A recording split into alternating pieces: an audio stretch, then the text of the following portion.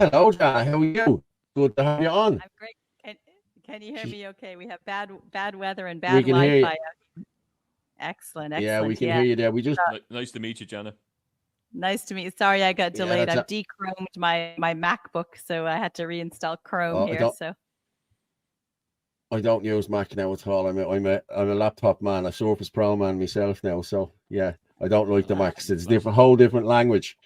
But I just yeah, played the no. video there. Well, a bit of the video. I don't know whether you've seen it, but explain to us there what's going on here. You know what I mean? It's crazy what's going on in the schools, isn't it? It's absolutely crazy. And the sad thing is, it's not new. We've been campaigning on this for nearly 2 years when we came across some really horrific library books and also books in the school curriculum. So we launched a Mm. campaign in last January 2023. And it's always been quite bad what's happening, and it keeps getting worse and worse as time goes on, as the government officials are pushing this relentlessly into schools. But where it really came to light is a teacher reached out to us to do the whistleblower interview from what she learned on a recent DCU course. So there were 34 teachers that were the first group of teachers on this course. They went on this year-long program from February 2023 to February 2024. And she decided to resign from her post as SPHE teacher and make the moral decision to come forward as a whistleblower to alert parents, teachers, principals, and public reps, everyone, as to what's happening. So the question we've been asked is this already in the schools? So I'm going to answer that in two different parts. So the stuff happening in schools is already bad. We've published a lot of podcasts on the books, the material, the content, the secrecy packs. All of that is already out there. For the 34 teachers that went through this course, once they're released and they graduated in April, they can take these teachings that they learned into the classroom. And another batch of teachers are going through it. If they haven't started already, it will be soon, and then another and another and another. So it is life. It is going out there. And what we saw Mary talk about, it is happening and will happen in the classroom if the schools and the teachers allow it. So there's a broad spectrum of teachers, some who absolutely oppose it and say, like Mary, I'm not teaching it. They stepped down. They are raising it. Another teacher wrote a letter to Gript, and that was published this past week, about how Yeah. teachers are feeling bullied into it. So, but if you have a teacher who really believes that children should be taught they're in the wrong body, or they should be taught these highly sexual adult fetishes, then that teacher will let it go and they will teach it. So it really depends on the teacher and depends on the head of that school with really how far it goes in the classroom. As I said, I rang you the other day. I was on to you the other day because I was going over to a school that flies the Yeah. rainbow flag, and you told me a few questions to ask them. Like, I didn't get a chance to talk to any teachers. It was just a student brought us around the school, so I didn't actually get a chance, and it's probably just as well because my partner was with me and the child, and she doesn't want me saying anything and making waves. And but people think you're mad. People think you're off your head here, like, you know what I mean. But this whole transgender ideology has taken over the world. Never mind Ireland, like, you know what I mean. And it's been pushed. It's been pushed really hard, you know. It's pushed really, really hard. And people always say, well, where is it coming from? I don't remember my local counselor, you know, coming to my door talking about this going in schools. I don't remember my TD talking about it. And gosh, I know my TD. He coaches my local football team. He certainly wouldn't be allowing this. You are mad. And so Yeah. we actually, a few of us walk around with these books in our rucksack. And when we're going into cafes or mummy coffee mornings or talking to parents and they say, you're mad, that's not happening, I say, let me get one of those books and I'll show you, because they really need that evidence. They actually think you're mad because it is so unbelievable. Yeah, I And what saw you about last year. Oh, sorry, Anthony. Go on. yeah, just Harry, Jana, just why are there so few whistleblowers? From these teachers, like it makes me, I don't know if we were talking about the video I put up also about this happening in my son's class, but these teachers really believe, they really just don't see it at all. Like, they're fresh out of college, they're going into these primary schools. They're so passionate about this sustainable goals and about this progressive tell kids everything, and they're not seeing any logical sense that kids should never see these images. But, like, why are there so few people? Like, what is this mass indoctrination compliance? Yeah, I think there's compliance for a few reasons. One is I think some people really don't see the sinister side of it. So we all know, well, many of your viewers may know because you probably have a crowd who's quite awake to this and who follow you, who are on the truth side. Yeah. They don't know that the Sustainable Development Goals, they don't know that the devil's in the detail. When I say the devil is in the detail, it is the devil. They see that lovely little primary color wheel in their local biodiversity garden in the park and think, oh, it's all about clean air and keeping the bees alive. Isn't it great? And they see all the politicians wearing the lapel and they think it's about sustainability and all of those lovely things. But when you look through the Sustainable Development Goals, they don't realize that this is where the open borders are coming from, the LGBTQ, the culling of the cows for the net zero climate alarmism, everything happening around us is all linked to the United Nations Sustainable Development Goals. And once people see the origin and the root of this evil and understand where it's coming from, a few eyes open and they say, wow, that makes sense, because if you don't know where it's coming from, it makes no sense at all. So that's the first question: is people, why is there mass compliance? They think it's all colorful, it's packaged up, it's kind, it's inclusive, it's building allies, all those lovely flowery, glittery words that have been hijacked. But then the second thing is the universities have been captured. So we know from the whistleblower interview we did, and remember, that was a year-long course. We spent many, many hours and many evenings with this teacher and with our team to look at how are we going to unpack this and make sense of it. So people only saw a snapshot. There's stuff on there that is just as bad that we just had to keep to 30 minutes, but more and more will come out. We're going to do another deep dive into it for people. So the teachers, a lot of new teachers are woke.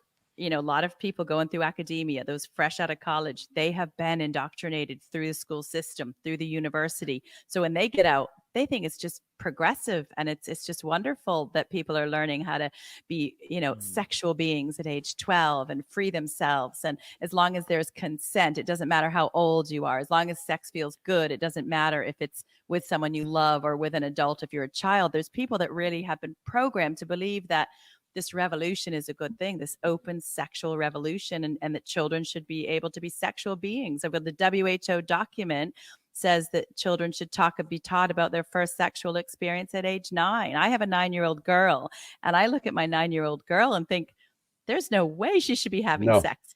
Who thinks that's right? But you look, when you look, to what end, you know?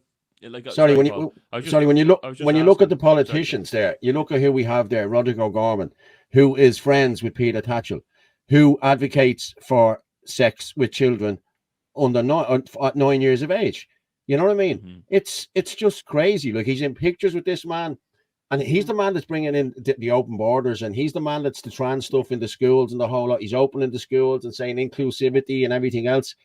It's just ridiculous, like, and people need to wake up to this. Really, they really do.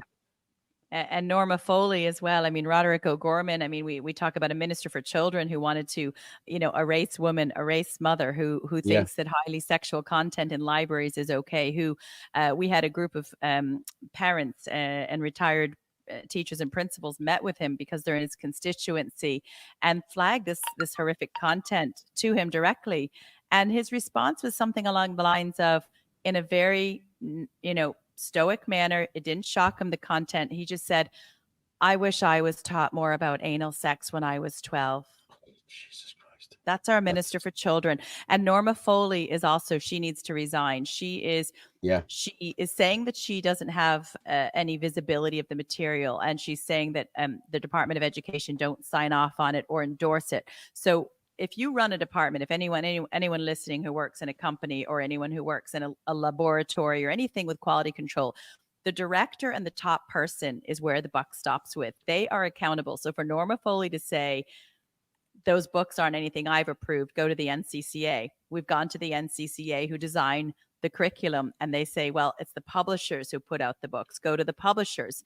So you're telling me, Norma Foley, that a publisher could go completely rogue and put something in my children's school book without any sign off from Norma Foley or the state? I mean, that's just insanity. Doesn't make sense at all. Yeah. Go on, Anthony. You were going to say something there.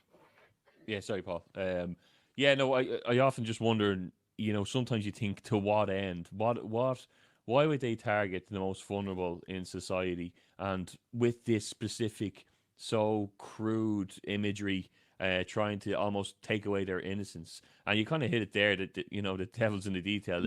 One of the reasons just has to be just to spread evil. There's so many pedophiles. Recently, this whole documentary about the what was it called, about the child trafficking. Sound of Freedom. Really, Sound of Freedom, yeah. yeah. And that really opened my eyes to like the brutality and how, I guess, I was ignorant to it for the last few years of how much this was big business to people, It is. and It's who huge was money. involved in it. It's multi-millions, and someone explained to me, and I actually didn't watch Sound of Freedom. I think I'd be too traumatized myself. I didn't go there yet, but there's two things I have a comment on about that. I think that's going to be potentially, the globalists will use it as a problem reaction solution, and what they'll do is try to get kids, microchipped. I know it sounds crazy, but that could end up being what the solution is. And you look at, when I went to Minister Donnelly, it was a child protection event up in Greystones, and they were all talking about keeping kids safe online on their phones and making sure they don't see inappropriate content. And they put the fear of God into the parents in the audience. There were 600 people. They were saying kids are staying up all night. Kids are watching porn all night. Kids are suicidal when they're on their device. All this like horrific stats that as a parent, I would walk out going, I don't want my kids on screens.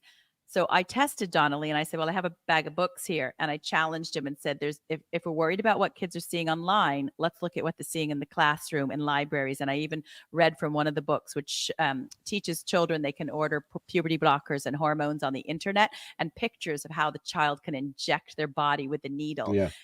And he shut the question down. That wasn't an appropriate question at a child protection event.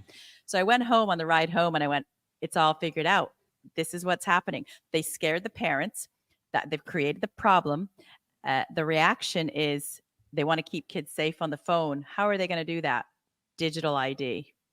Because the next day, Regina Doherty was over in Brussels speaking about the same thing, keeping kids safe online, making sure there's no misinformation, making sure kids are safe, Same thing Donnelly talked about 24 hours before. So we can expect to see more of these ministers saying that it's all about safety. It's all about protection. But the end result is that digital ID. They'll start with the kids by fear-mongering the parents. And then guess who else will need the digital ID? We saw Micheál Martin sign up Ireland to that pact, which is quite terrifying. Yeah. It's crazy. It is. And, you can see that digital ID, they're talking about that since 2020 when COVID rolled out. And Melissa Kumia, I think that's how you pronounce her surname. Melissa Chimay, she's brilliant. Oh, yeah. Chimay, is it? Okay. Well, she spoke about that very early on. And a lot of people were kind of like I remember, my nana telling me this stuff 10 years ago, that they're going to try and do this one world government, UN. And really, behind the UN then as well, and the WEF of these millionaires funded by Bill Gates and all this, who also funds, we were saying, the WHO, and their marketing. They're trying to roll out in Western society what they're seeing in China, with this digital ID and the social credit system, and it's scary because it seems like that they've really put the pedal to the metal on this one. I believe there's colleges also rolling out this sustainability goals this week as well. Am I losing everybody? Can you still hear me? No, we can still hear you. Your video's just gone off there for a second. Oh, you're back. Go on. Gone again. You're just freezing up there. But it's been rolled out by the UN, as you said, agenda. Sorry, 2030 and the whole lot. It's really gone ridiculous. And parents need to wake up to this, And I have to say that whistleblower, I done a bigger video, but it was 12 minutes long, and to try and keep people on the show here for 12 minutes watching the video is a bit much, so I cut it down to a few other things, you know what I mean? So and it was brilliant, I have to say, and I'm going to share that screen again there, just so as people can see it, that there it is there. We only have small following so far. Natural Women's Council on our Twitter is a small account, and our YouTube is quite small, but we've had about 300,000 views on that, just on our tiny little YouTube, and our Twitter channels about 300,000 views, and other people have shared it in WhatsApp, Facebook, Insta, TikTok. So I'd say it's probably close to 1 million, but I suppose what we need people to do is take action. It's wonderful to watch a video and sit there and go, I'm really angry. This has to stop. It's horrible. but until people take action, nothing's going to happen at all. So what we created is we had a couple teachers on our group helped us write the petition. So sign that petition. It takes just a second to sign it. And then the other thing is we have a letter that we have typed up highlighting some of the concerns. All people have to do is copy the letter, paste it in an email. We've even provided those email addresses to the likes of Foley, NCCA, and the Children's Ombudsman, and then everyone can copy their own TD or their own local newspaper or all their friends and neighbors, whoever they wish. But I mean, the petition is done, the letter's done. Take 5 minutes and fire it off, because I want to walk into that doll, into the petition committee in the Oireachtas and say, here's 50,000 people who oppose this. It's not happening. Well, there it is there at the Natural Women's Council petition. It's naturalwomen'scouncil.ie/petition. We put it into the comments there already. You just go in, please sign, watch the video. The video is amazing. And you can see by this, Joan, well done, Jana. We need more like you bringing this to the public's attention. People need to wobble their head letting this happen. It's grooming. Thank you very much, Joan. We know who Joan is, don't we, Jana? She's both their friends. It is grooming. Absolutely. That's exactly what it is. If you look at the Children First Act, it is showing inappropriate material to children is a process done by the perpetrator of grooming. So yes, this is grooming kids. So all you do, you sign your net, you put your name in there. I done it on as soon as I watched the video. Just put in your name, your email address. I'm not a robot. Enter. That's it. It's done. And as you said, I've been looking at the letters there. There's PDFs and everything made up there for you. You don't have to do anything yourself. It's all printed for you. You just put in the name of the teacher or the school or whoever you're going to send it to. Change the name to yourself. And I have to say, you've done great work on this. Fair play to you. Yeah, it's the hill most of us are going to die on. When they come after the kids, that's where really it stops. You know, I'm a mom of 2 small kids, and I'm not going to let anybody come after my kids. I saw a meme the other day that said, "Mama bear" is just a nice way of saying if you mess with a mother, they're going to gut you from the inside. And if anybody comes near my kids, I'll turn into that mama bear, and they will be gutted. Well, I'm the same. I'm a papa bear, and I've 3. I've 12, 10, and 8. And I'm going to be honest, I remember being in school when I was their age, and they were teaching us sex education, and they talking about breasts, and it was like everyone looked at each other, oh, breast, boobies, you know, it was really funny, you know what I mean? It was, but let kids be kids. Don't be pumping this down kids' throat. Like my 2 girls have phones, they're on Snapchat. But what I will say about that Snapchat as well, years ago, pedophiles used to have to go around taking pictures out of the back of vans, you know, looking at playgrounds and, oh, we'll get that child tomorrow, or we'll do this. Now they only have to go on to Snapchat, and they know where the child is anytime. And don't tell me for a minute that they haven't got access to where kids are. You know what I mean? Because look, you have Meta, you have Facebook. They're all owned by the same company. You know what I mean? And Zuckerberg is a bit of a weirdo as well. You know what I mean? He's not blocking anyone talking about pedophilia, but he'll block you talking about COVID. He'll block you talking about transgenderism. But he won't talk, you know, there's pedophiles all over that site, you know what I mean? All over that Facebook, and nobody says anything wrong to them. You know, it's gone ridiculous, like. Yep. And Ireland is as bad. Ireland had, if you remember, our own little company here that was getting paid $8,600 a month of our public funds. It was called Kinsin. It was run by Anya Kerr and Mark Little, and they were getting $8,600 a month to censor people who spoke up against the COVID. And there's other companies that I'm sure our government are paying for surveillance, you know, counterterrorism groups and groups that like the ISD, where Aoife Gallagher works. I mean, the ISD is funded by George Soros Open Society.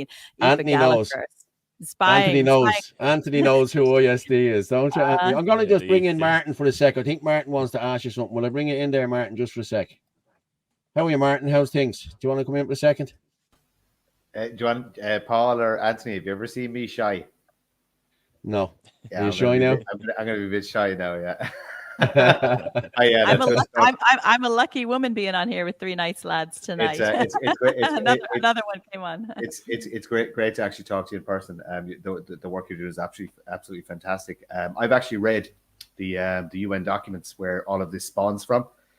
And if anybody you can easily download them. Now it takes a while to get through it, but if you can see the categories, people can see the categories of how this is broken down to, and the separate age groups that this is broken down to, and the stuff that they want to promote into society. And this is all across the Western world. This isn't just Ireland. This is a plan from the evil powers that be, or the nefarious institutions, whatever we want to call them. But this is the end goal, is to normalize pedophilia.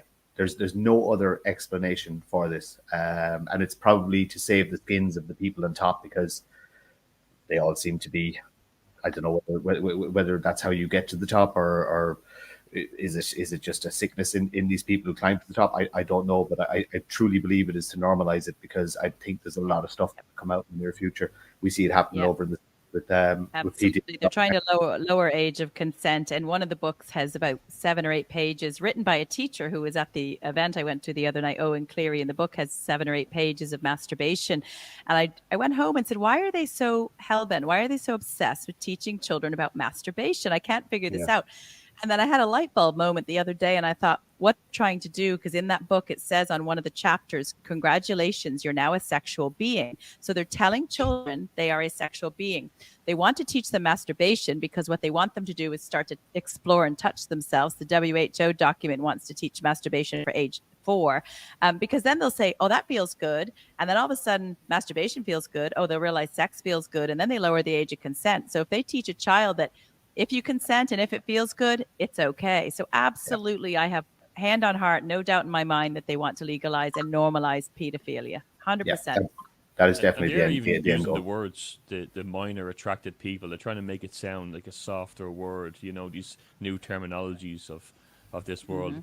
And you know, I think it lends to that as well. Look, we're what Paul was saying there about the camera phones. We're in a different world than we've ever been with technology. You know, and people have more photographs even of their kids on their Facebook all the time. Like, you recognize kids going to town now that you've never met before, because people are putting them out so much. You know, it's a scary thing. You know, but you know, it adds to the sleep around trends that colleges are going through.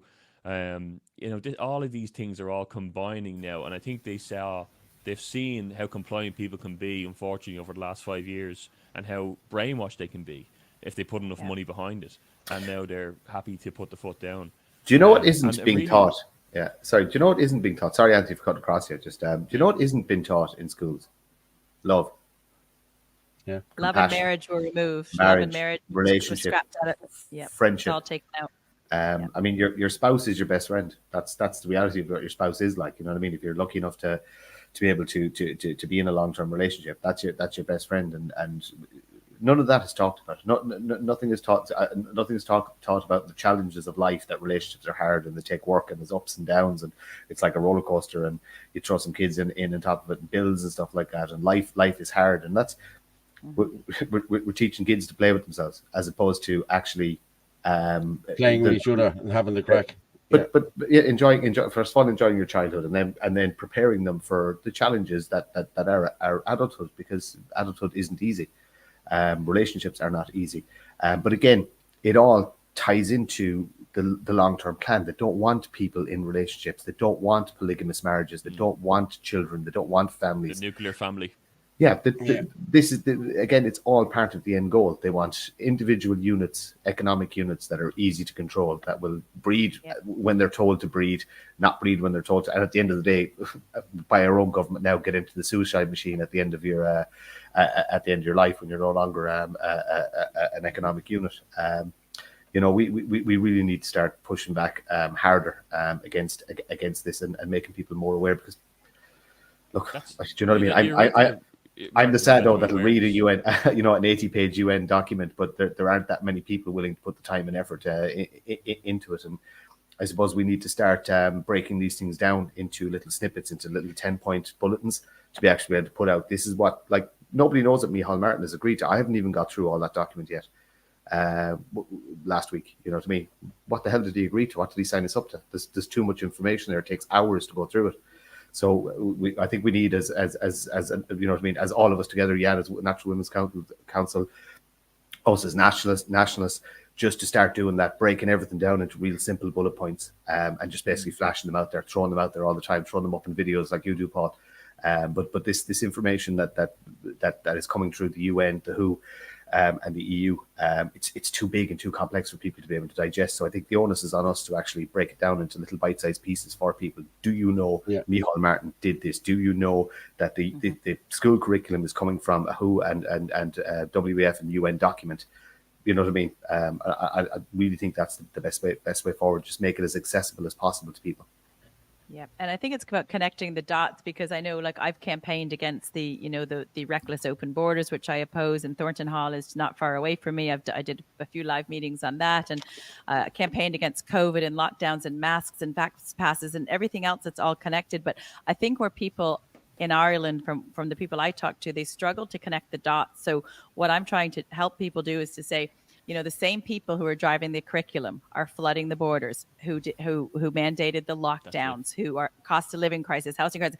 When they start to realize that it's not different people doing all this, it's actually the same people, you get a lot of, that makes sense. So it's about connecting the dots. And not everyone's going to agree on all of the issues, and, groupthink isn't needed. But out of the 10 different issues happening in Ireland at the moment, I'm sure everybody's upset with at least one of them. So it's about finding the common ground and saying the same people are driving all of these 10 things. Yeah. It's hard, and that's why we're running that for election there. That's me. I'm running in Dublin Bay North for the Irish, and so is Anthony. He's running in Cllr. Martin's not, but he's a great man to have on our side. He's the man that does all the research and lets us know what's going on. And we're the men that come out and tell people what's going on, So it's brilliant. Like, it really is. You know what I mean? Even this is massive. We're so glad you came on, because it is making people aware. And that joining the dots, you said, you're 100% correct in saying that it's all the same people. And it's really hard to say that to people, though, who are completely blind to this. And people still are blind to this. I spoke to a nurse this week, and she was still completely convinced that COVID was, the vaccines was a complete success, and that we should all be still taking them, and all this kind of thing. Like a young woman, a bright woman, and I just baffled me. But to even start to explain, I start talking about, but you saw, then Pfizer speaking in the Parliament in Brussels, saying that, it never stopped transmission or never stopped symptoms. There's no studies to support that at all. And that the court cases, the X-Files court cases, and Anthony Fauci and no, didn't know any of this stuff. The excess bits, I hadn't heard any of it. She goes, to be honest, I don't really listen to RT in the news. I said, well, you won't find it there anyway. But you have to kind of hold people's hand to join them dots, because there's so many, we're fighting on so many fronts. Like that kind of presentation is only going to be found for the likes of us who are already aware of it and know what to be looking for. So I do hope that we can find a good way as well to, and I know you're doing a lot of work on this lately. You're trying to join in dots for people, and you can't tackle everything. So I know it's great if you focus and narrow down on this, because I think I try to stay in my lane a little bit, but I do dip into many other issues, because my kids were affected by the lockdown, school closures, vax passes. We had to eat outside for a year and a half on a cold bench. I mean, we suffered through all of that because we just said no, we don't comply. So I think the best thing to do, people always say, well, what can I do? I can't hit the street with leaflets, or I can't do a big live event, or I can't go on the radio. Both parents are working because of this cost of living thing. And I always say that you should never underestimate the power of one conversation. So a lot of times the magic happens when you're in the queue at the food shop, or you're at the barber shop. And, last year we were campaigning against this curriculum, and I was in a barber shop, and there were 5 mommies there with their little boys. And I'm like, that's it. I gotta have a chat. And I just said, that's it. It's coming out now. And I just, what do you think about what's coming in the schools? And they're like, what? I'm like, oh, you haven't heard? And I start to say, the genderbread person, where they're going to teach our kids they can be a boy, girl, neither, or both. And I kind of say it like I'm shocked, and I have only just found this out. I kind of have to put on a surprise face. By the end of it, those 5 moms said, can you bring leaflets to come to my school gate? They completely were opposed to it once they knew it was happening. So it's those little chats you got to have.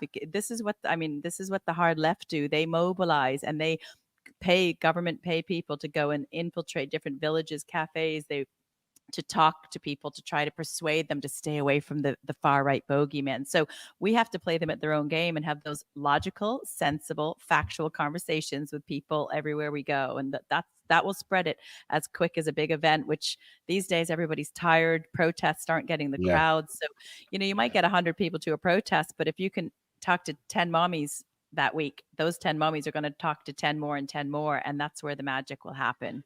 There's 10 people after signing the thing there in the chat there. I've just got up sign. So that's 10 in the last few minutes. So Look, keep signing, if people. Go everybody on. here did it, if everyone I here did it, and 10,000 if so they far. shared it, You've 10,000 so far. Brilliant. I'm looking. Wow. That's my brilliant. emails are showing 10,000 new emails, and since I don't have many people emailing me other than you've got another signature, I'm looking at my box now. I don't know when I'm going to hand it into the doll. I suppose I don't know if I need to get 10 or 20 or 30. I have to figure that out. I've never actually handed in a petition before. I only learned recently there is a petition committee in the Oireachtas. So I'll just make a phone call to that chair and say, how many signatures do you want before you can stop this? Yeah. Listen, I know you've had it. Go on. Sorry, Anthony, go on. I was going to say as well, I think that, also, I like I said, after I did my own little video on it, someone messaged me from a few people messaged me from different schools or parents from different parts of Ireland and talked to me about the emails they sent in. And they're all worried that they were the only parents doing this because people are afraid to talk about it and they're afraid to put themselves forward and be that crazy person or whatever. I do think also, I think Shin Nadina can help out this kind of thing also. If something was happening in a school and concerned parents were gathering, that could share out as well. Look, anyone who's opposed to this is exactly what's going on in this school, in this certain location. But I think a few concerned parents are going to gather Friday evening at whatever time there. I think any tool that we can to rotate it and spread the word. And like you said, once these people hear what's actually going on inside the curriculums, they'll change their mind very quickly. Yeah. And people are scared of being othered. And, I have lived in my village now for 3 years, and we're the new kids in town. And once people started seeing the RTE primetime documentary about me doing protest, or once they saw the news article that the doll had me up on their big screen saying that I'm linked to burning down buildings. I mean, the mothers see me coming with a match and they probably run 20 miles. So we're definitely at my school. They probably think I'm a little mad because the media has vilified us all. The media has mischaracterized and vilified all of us. And so people get that in their brains. But once you have those one-to-one chats, it's amazing to see that there's a silent majority out there. But the only way that this will stop is if the silent majority starts to stop being silent and speak up and stand with us, not let us be the lone wolves who end up looking a bit mad because we don't want our boys to chop off their private parts and take hormones at age 12. Yeah. And I'll just say it again, sign the petition there, the Natural Women's Council, not the new Women's Council, like the women now that have penises and beards, not that one, the Natural Women's Council. And Jana, listen, thank you very much for coming on this evening. Fair play. The information is brilliant. I think it's it's amazing. You're a great person for standing up and doing it. It's not an easy thing to do because you do get people that throw stones back at you and call you all sorts of names. So I highly applaud you, and I will share everything that you put out, and I hope everybody shares the petition today as well. We will all share. And I know you've I was going to say best of luck to everyone in the general election. We need to get the people who are driving this and people who are selling this country off to the United Nations and all the unelected bureaucrats. We need fresh blood in there. We need to get the country back for our children, or this is going to be one lost generation. So best of luck with your campaigns as well. Thank you, Jana. I know you've been busy all week with the whistleblower and the whole lot, so we will let you go off. Thank you very much. Put my pajamas back on. Thank you. Jana Lunden from the Natural Women's Council. Good night, Jana. Thank you. Bye-bye. Good night. Thanks. Bye-bye. Lovely lady, I have to say. Lovely.